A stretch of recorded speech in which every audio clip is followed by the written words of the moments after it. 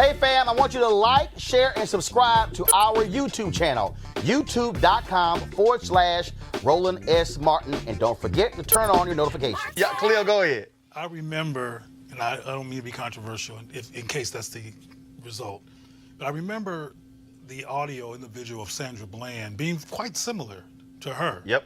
To that cop. Not taking no stuff, castrating him verbally in terms of talking about this is how you become a man and stuff like that. And I remember black men being ambiguous around because of their own reactions to her from personal experience, being apprehensive to be supportive of her. I don't know if you saw any of that. Mm-hmm. And I just what comes to mind is the necessity for us to have a conversation as black people to understand each other and to contextualize each other's rage, which is often misdirected. Because it was misdirected rage and unresolved perspectives of black women's justifiable rage that had some brothers in quandary about whether I should support Sandra or not, who was murdered. You understand what I'm saying? And I imagine, I haven't read any of the mail in response to, or the Twitter in response to her yet, but I bet there's some brothers going, I don't know if I want to support her because she just castrated Kevin in front of the whole world. No. I mean, first of all, again, this is why I'm not saying that's my perspective. No, I got it. Go ahead. This is why people have to support Roland Martin Unfiltered. In addition to the fact that that's probably a commercial loop now. She is completely unfiltered. But this is the only place you're going to hear this nuanced conversation. That's right. Now, did you hear what Kevin said? He said, I have to protect my wife. Mm-hmm. See, when the thing went down, it was boom. First of all, you got networks going on. She's got her hair fixed. Her hairdresser's on the one on the phone. The police coming up. But the man got caught completely off guard. You also heard her say, if it had been in the car, we could have handled it differently. And what you said, she said, I would have handled it differently. Listen, this is the important context. And I'm sure we've all been in this situation where we've been driving, or you see law enforcement or whatever, and black men always know where the police are. It could be 3 blocks back. I know this cat is on the left, right? And then in a car with a woman, I can't count the number of times this happened. And I said, I go to police. She'll look, don't look. Wow, because if this thing starts, right. I've got to finish it. Right. When you heard Kevin say, I've got to protect my wife, that's not fear. What that is, if these white boys come in here, now I got to die. Right. You know what I'm saying? So I guess what I'm saying is this is so complex. Mm-hmm. And again, depending upon the scenario, because I think back to 80. So this is 1987. My brother's a freshman at Texas A&M University, and he was in the gospel choir there, and they had come from a concert in Beaumont, and they were coming through Houston. They stopped by our house. So it was probably 4 or 6 cars. Okay, so they were parked on both sides of the street in front of our house. And so a police officer is coming down the street, jumps on his speaker, how they need to clear the street. Cars parked on both sides, and the car could have got through. And his whole deal was, for emergency vehicle to be able to come through. My dad had been drinking. I think we had something in our house, whatever. My dad was pissed. So, now mind you, my parents were co-founders of the Clinton Park Civic Club. So, we had relationships with the commander of the police who's over our neighborhood. My dad calls the station, and he says, I want to know who is the cop on patrol in our neighborhood right now. When they call, ask for the commander. Put him through.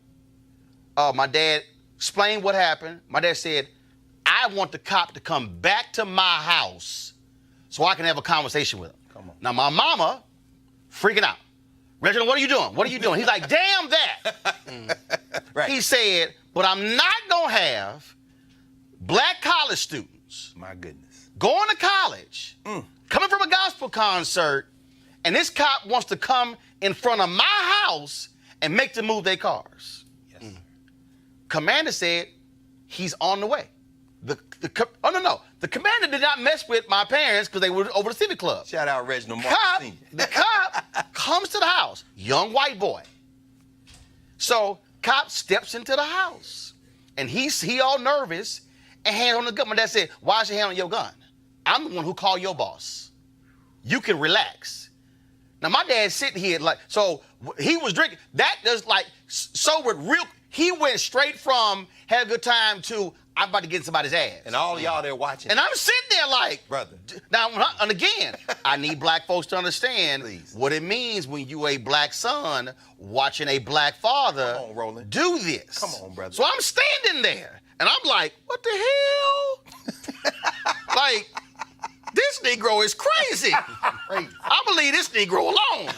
And so he starts breaking down the cop. He said, now, you didn't have to sit here and come through here and jump on your speaker.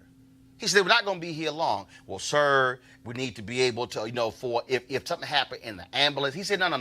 He said, no, you were flexing your power. He sit there and school this young white cop. And the young white cop, I'm sure he was like, who the hell is this black man that I got called to come back to his house? Who do you think he is, a citizen? But the thing that was interesting was, again, the fear of my mama. Yes, sir. Yes, sir. Yes, sir. And the fearlessness of my daddy. And my mama thinking, same way as Kevin, right. I don't want nothing to happen, nothing to escalate. Come on. And daddy was like, damn that. Damn that. This is about respect. That's right. Right here. And I'm gonna teach this young cop, he going to respect some black folks. That's right. That's right. And that's really what, so that whole exchange right there. Felt that. That's exactly what that was. Kevin, like, the hell, the cops in my house. I got to protect my wife. She going off. I'm trying to calm the situation down because I don't want one of these white cops to go off and strike her or throw up against the wall or whatever. Because to your point, yes, sir. Now I got to elevate. Now I got to, yeah, that's right. That was very powerful. Yeah, and it's a layered discussion for sure. I'm probably more on the Kevin side because if a cop came into my home, I'm pretty sure that I would try to do everything to de-escalate it. Again, fortunately, Angela and that family made it out alive. Fortunately, it was videotaped. But there are many instances where that does not happen. And again, I want to go back to, I hope that even though we have a right to express ourselves and, we're living in this country and we should have every right that everyone else has, the reality is different. And so I just hope that this does not spur people to react now, fortunately, that was in Montana. What happens in Montana may be different than what happens in Florida. Yeah, but see, or any of these other okay, places. all right, hold up, Malik. But this is where there comes a time and a point when you are black and you are tired Absolutely. of accommodating whiteness. Power. No, whiteness. Okay, well. I'm about to expand this thing, okay? Because I'm about to expand this thing beyond cops. It reaches a point when you are black and you're tired of take the bass out your voice. That's right.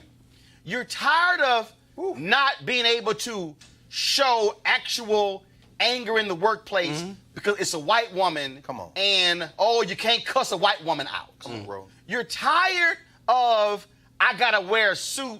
The story that I read, brothers who wear suits in New York and they carry the Wall Street Journal around. So if somebody white sees them with the Wall Street Journal, then they go, oh, he's one of them or one of us. He's not a threat. That's right. There comes a time and a point where you are black. You are tired of accommodating whiteness. That's right. Where you're tired of making them feel good. And you're tired of having to pull yourself back and change your hair and change your dress and change your tone when, if you were white, Angela's reaction actually is natural. And I would go so far even to include today, man.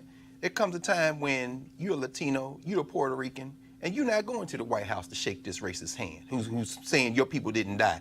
And you black, which means you're Afro-Anglo, you associate with them. There comes a time when I'm just not going to go there. Because you know that if you go past that tripwire, brother, all bets are off. There are 800,000 people or so in Montana. Only a couple of thousand of them are people of African descent. And so, but there comes a time when you have to say, that's it. You sound like Martin Luther King, man. Remember that speech Dr. King said, when there comes a time. Right. Like for instance, because I'm going to bring this thing, because you mentioned the Boston Red Sox. Yeah. Here we go to my iPad. This is video from the White House feed of the Boston Red Sox. First of all, the White House couldn't even spell. They said Boston Red, S-O-C-K-S, and not S-O-X. But it was more like the Boston White Sox. Because here you have the manager who's Puerto Rican, The black ball players, Latino ball players saying, no, I'm not going. Yet 100% of the white ball players said, we're going to be there. Including the white Cuban, J.D. Martinez. I'm giving him to them. Right. There you go. Tom Warner, who's the owner, he says, well, this thing wasn't about race. But the reality is, it shows how we see this thing differently, and it raises the question in the case here of why the white ball players afraid to stand with their manager and the black ball players who say something is foul here. Just like when you had Chris Long, one of the few NFL players who stood with Colin Kaepernick and Malcolm Jenkins and whatever, and so what it says is that, oh yeah, we are teammate up to a point. I want to know. We're tight up to a point. Roland, I want to know the next time that Chris Sale hits somebody and they all run out to start the fight, I want to know whether them brothers going to run out there and protect him. What kind of teammate are you to go shake this man's hand, and then you expect to go to sports war in August in a pennant race? Man, get out of my face. Most of the NFL, since we're talking about sports, not my favorite topic, but comes up a lot. So we're talking about the NFL. Well, in this case, baseball, but go ahead. Okay, well, sports. Most of these sports consist of predominantly black males pushing the balls and hitting the balls and doing stuff with balls, right? Except baseball is predominantly white. Okay, all right. Well, see, I didn't know. But the point I'm trying to make is this. In the case of Kaepernick, most of the football players did not step up, right? Oh, yeah, it's very true. Most of the black period. players. And the point that came to my mind when you were talking, Roland, is that, and this is clear from my perspective in terms of how you've come out as somebody who's self-actualized, who has a critical analysis, who is clear about black phenomena and can also articulate it, deconstruct it, and articulate it. Most, from my studies in cross-country travels and engagements of black audiences, that's not the story. That's not everybody black's story. Oh, very true. There's not a black father who knows whoever that was. First of all, I scare black people. Well. No. Let's just be clear. Well, no. When I was at CNN, the Negroes at CNN. No doubt. Oh, no doubt. No, let me be real clear. Yes, sir. They were, and y'all know who y'all are. Unfiltered. Don't let me start doing roll call. Oh, no doubt. They would tell the black people, I don't know, Roland's radical. And it was a sister who was saying, she said, oh, you don't understand. That brother's taking arrows for your ass. You don't even know. How about you? He's fighting fights that's benefiting your behind, and you don't even know. Folks right now with primetime hosting jobs. Oh, yeah. That's right. That's right. Again, they eating because you took arrows. That's right. Look, I ain't even realized this. I never even realized this. But that was a sister who worked there.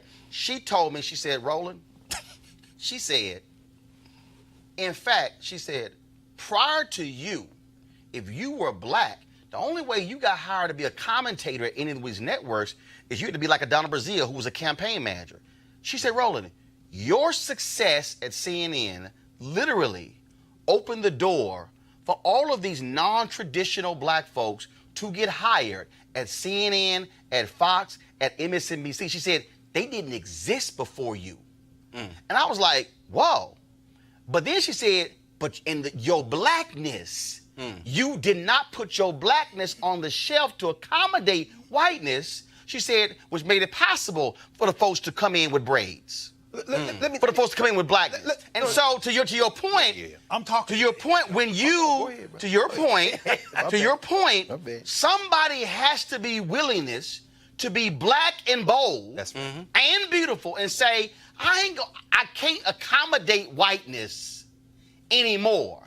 I'ma do me, and I'ma take the stuff that comes with it, and I might not get the primetime show. I might not get the weekend show, but somebody has got to be able to say what needs to be said, and that's why, and that's what I'm saying. So there's a lot of black folks in corporate America, same way. They scared, but it requires a level of unapologetic blackness to say, no, I'm not doing it. Go ahead. And to have that transformation from disorientation and confusion around what to do to clarity, the teacher has to understand how to be in the position of a lack of clarity, to walk them into clarity. That's the point I want to make. That's it. And you also are right in that, for me, having a strong Right. black father Yeah. and a strong black mother, and I identify, and my mama sometimes get upset because she's like, "Yo, talk about your daddy," but there's a reason No question. why I identify with that, because Dad's 72, just turned 72 April 25th. I identify with strong Sure. black maleness, and it ain't, come to me, and it ain't toxic masculinity, and it ain't hyper masculine. No. What it is black maleness as unapologetic. That's right. That's Okay, right. now, Roland. That's right. Most people who know me in my neck of the woods know that I'm unapologetic, That's right. not a white accommodationist. No. And they're real clear that your story, though it wasn't at CNN, is quite similar to me in terms of affect. But what might be a difference is that, we haven't talked about this, that's why I say what might be. I have met tons of confused, disoriented, accommodating black people who, on the unconscious basis where their common sense was trying to get out, was hungry to be powerful, but thought assimilation was how you get power. And copying white people is copying power, so therefore you're powerful. And that's not true. Sure. But my point is that it was because I understood how to understand where they were that I was able to guide lots of people from confusion into clarity and self-love, instead of them being worried about, which is what they were worried about, Roland, is offending white people. Precisely. That is our concern. And I'm talking about babies and children, because they don't have a critical analysis. Your daddy and your mama, they did an example, whether it was direct or indirect, of you actually witnessing critical analysis, power, and not taking those stuff. Right. And I'm gonna close with this because this is so important. Go ahead. We have to start not getting mad at people for being clueless, because no one chooses to be clueless. It is a consequence of clueless guardianship. Not them saying, I'm gonna be clueless on Thursday because I ain't got anything else to do. They don't even know the language of power. Right. We have to teach them with respect, love, consideration, and methodology to go from that place to this place. And we have to understand, or let them know that we understand where they are.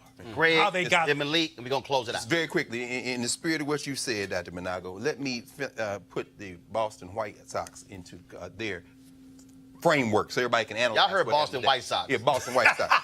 Okay, the last team to sign a black. Real White Sox is Chicago White No Sox. question. Boston Red Sox. No question. But just so y'all know, he said Boston White Sox for a reason. The reason they were there today was not present. Those were those non-white ball players. The last team in white Major League Baseball to sign a black free agent in the 1990s. The team that hung their entire reputation as they lost for almost a century on their hero ball player, Ted Williams, whose mother was Mexican. Who stood at the Hall of Fame induction and said, you got to let these Negro League ball players in. Why? Because Ted Williams was not white. And who never won a championship again until they imported all those Afro-Latino ball players, from Big Papi David Ortiz to the man whose number they would not give that racist today, and that was Pedro Martinez, who wore number 1 from the Dominican Republic for the Boston White Sox, and they didn't give him a jersey with number 1 on it today. Why? Because that number's been retired in Boston, because that black man brought them a championship. They gave him an 18 instead. The Boston White Sox, most racist team in Major League Baseball, embarrassed themselves today, but y'all don't talk about them being white. Why? Because if it weren't for the blacks, they wouldn't have no damn championship to begin with. And before I go to Melik, the last baseball team in Major League Baseball to sign a black baseball player, Jackie Robinson came in 1947, was the Boston Red Sox. Come on. In 1959. They were the last Major League Baseball team to sign a black ball player. Melik, your final thoughts on today's show? Yeah, I just have 2 points. One, I don't think it's fair to judge the players who decided to go to the White House, to really judge them negatively. Well, and I would say, go ahead, finish your point. And Go I would ahead. say the same thing for people if they chose not to go visit Obama. So I'm consistent with that. Secondly, I don't think that it's fair. And if we're going to talk about, just be factual. Only a handful didn't visit with Obama. Whether it's not massive numbers like whether Trump. It was a But go ahead. or not. I just want just for a fact. Go ahead. If we're going to have an open conversation, if we're going to have a layered conversation, I think it's also important to acknowledge that no one owns blackness. So I get told a lot that I cannot be black. I cannot be black and woke and support Donald Trump. I reject it because you can't tell me how to think. You can't tell me how to think. You can't tell me what. C conversation that we did A and B earlier. Well, I'm So, just, but my you point need- is No, hold on, that- wait, I'll finish your point. But my point is that if we're going to have a conversation, then Ooh, I wanted to that couple that. requires people on the other side to understand and not tie my blackness to who it is that I choose to support as president or any politician, because that does nothing to move us forward to any larger, more prominent place. It just keeps us Well, divided. I don't know. No, wait. So this is very simple for me. When we have these conversations, right, it's not a question of blackness. It's a simple question of black concerns. So, for instance, those of you who saw the Skip Gates Reconstruction documentary, that was a black man in Mississippi who voted to strip black people Yes, sir. of their voting rights because he was benefiting from white largesse.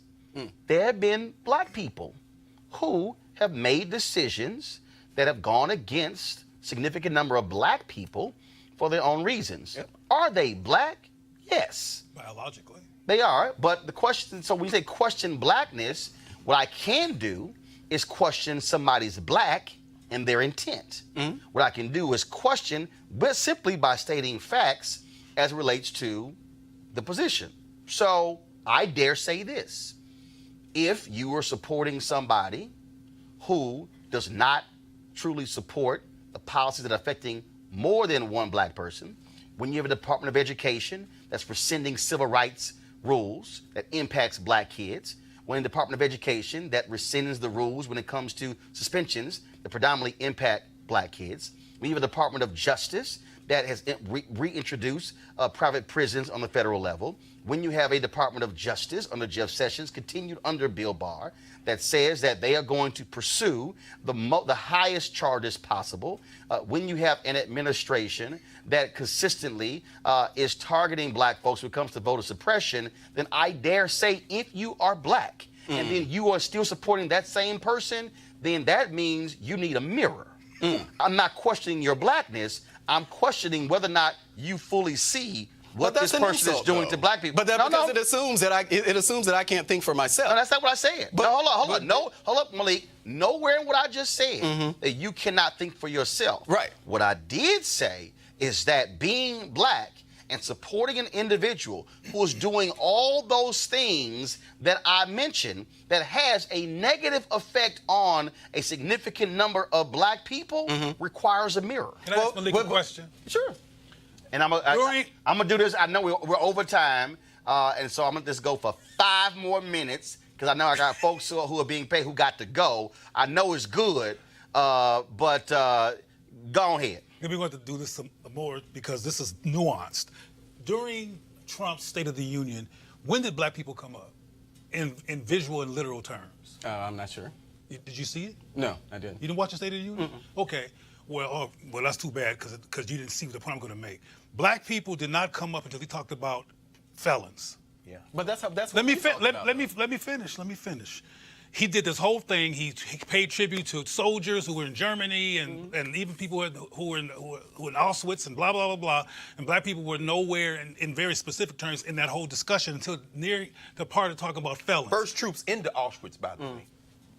I'm real clear about how African-American Africans troops in World War helped. II. I'm personally clear about. But to your point. Yeah. Not a mention. But a lot of people don't know that point. They that don't. Africans. And he had an opportunity there to say that. But he wasn't interested because he's a white supremacist Exactly. and racist, which is To part your of point. That's but what I'm it's part- saying. and that's Go part ahead. of Roland's Go ahead. point too. To your point. So that, for example, along with everything that Roland mentioned, I figured that you probably saw the State of the Union because you're a fan of Trump, but you didn't. But the bottom line is the things they keep doing keep defacing, demoralizing, and destroying and negatively affecting black lives. So for a black person to support that sounds like I don't question people's blackness, I question their mental health and their emotional state. I'm not Nah, mentally. go ahead. I'm not Nah, mentally. Malik, Now, go see, ahead with but- your point. But there's no time to get into that. But that goes back to my point. You just insulted me by saying that I have assuming that I have some type of mental deficiency, and I don't. I am able to walk and chew gum at the same time. The things that people complain about as far as this administration are things that they have complained about under any Republican administration. The idea that somehow Donald Trump or black people were more impartial with if you will, with the Republican Party. Why would that be the case? Why would say that? Why again? would the complaints be consistent across GOP administrations? Yeah, particularly what since does the that say? 1970s. Hold up, right. If Exactly. you just say it, that the complaints are consistent Right. with any Republican president, Yes. what does that say about the Republican Party and black people? Well, clearly there's a bad relationship between the two. There's almost, in a sense, a toxic relationship between the two. Black people support, I think, Republicans by about 9-1, at least as far as president. So when you have about 90 or so percent of black people support Republicans 1-9. Well, yeah, 1-9, sorry. But when you talking about a situation where black people, 90+% black people during the presidential election cycles vote Republican, obviously there's a problem there. But what you shouldn't do is then say that those of us who actually are not part of that 90%, there's something inherently wrong with us for actually supporting that. That does nothing to move a conversation forward. It has nothing to move a conversation forward. And this is something that I hear all the time. I got 2 minutes, go. All the time for people who look like me. I have not called you mentally ill. But I support Donald Trump. Let me finish, but I gave an analysis. Yeah. What I'm apologizing for is a lack of time to back up and unlayer that analysis. Well, I disagree with your analysis because it's insulting. Because the words that came out of your mouth were insulting. And I apologize And that's for my insulting point. you, but We can go roll on the South Side on any day, and we can see what people like me deal with in my community. We can do that on any day of the week. I don't know what the point of that is. Well, the point is that somebody was just shot in my community. Y'all talking about Donald Trump. No, actually. At the federal level. No, actually. Less than 2 minutes from my doorstep, somebody was shot on Saturday. And less than 5 minutes from my house, a 14-year-old kid was shot at Giant. Right. You want me to be angry with the Republican Party? No. Or not be supportive of the Republican Party? We have discussed that. Let me be real have not clear. discussed Let me be real clear. First of all, one can be angry with those shootings. One can be angry with Hugo, Oklahoma. One can be angry with Billings, Montana, and one can be angry with Donald Trump, all at the very same time. I agree. The point is this is very simple. What we are dealing with in America right now in 2019, on this day, May 9th, 2019, is a reality of whiteness. We're dealing with what has been the case for America for the last 400 years. This is called the Year of Return. In August, we will deal with the 21st odd Africans arriving in Virginia on 1619. We're dealing with the fact that America still has not come to grips with the issue of race. We're still dealing with the fact that whether we talk about police departments, political parties, whether we talk about what's happening in the business community, we're dealing with that. We're dealing with me coming here today looking about this unbelievable movie called Fast Color, which tells a story of 3 black women with superhero powers there to protect themselves, and yet Lionsgate, the company that put the film out, had all white male marketers who said, we have no idea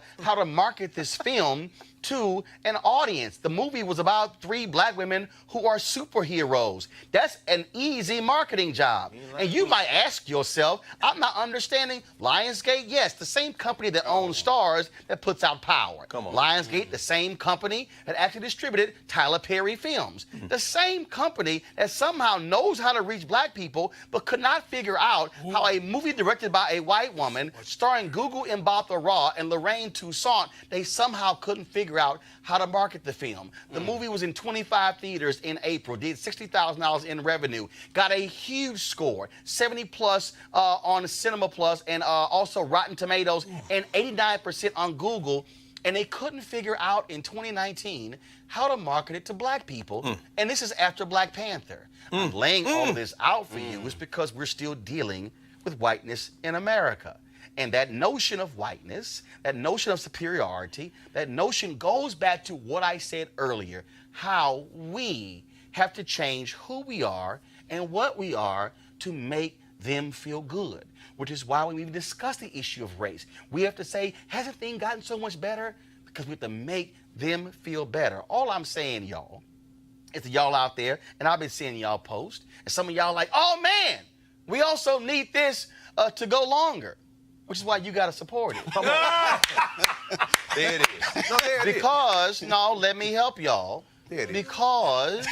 Because come on, bro. You can't tell me that if Roland Martin was white and created this show, you would not have folks lining up, throwing major dollars at it. That's right. If I was attracting 6 to 10 million, largely white viewers. Come on now. This goes to the valuation in America. That's right. Which is why the white woman who was killed in Minnesota, her family got $20 million.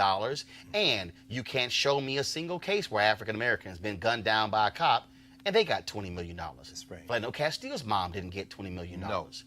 Sandra Bland's family didn't. I'm connecting all of these dots because what I'm trying to get you to understand is that the value of blackness is not as high in the eyes of white America. It was when we were on the slave block. But the value is not the same, which means that for Angela Whitehead, what she was saying is, my house, I value my space. Sandra Bland was, I value my space. My dad was saying, I value my son and my space. And I'm trying to get y'all to understand that we have to value our space in order for us to change the paradigm and to have a real shift. That's it for today. If you want to support Roland Martin Unfiltered, go to RolandMartinUnfiltered.com, join our Bring the Funk fan club. And if you needed any other reason to understand why you must support this, all you got to do is watch this restream and look at the last 1 hour and 19 minutes. Holla. Join our Bring the Funk fan club. Every dollar that you give to us supports our daily digital show. There's only one daily digital show out here that keeps it black and keep it real as Roland Martin Unfiltered. Support the Roland Martin Unfiltered daily digital show by going to RolandMartinUnfiltered.com. Our goal is to get 20,000 of our fans contributing $50 each for the whole year. You can make this possible. RolandMartinUnfiltered.com.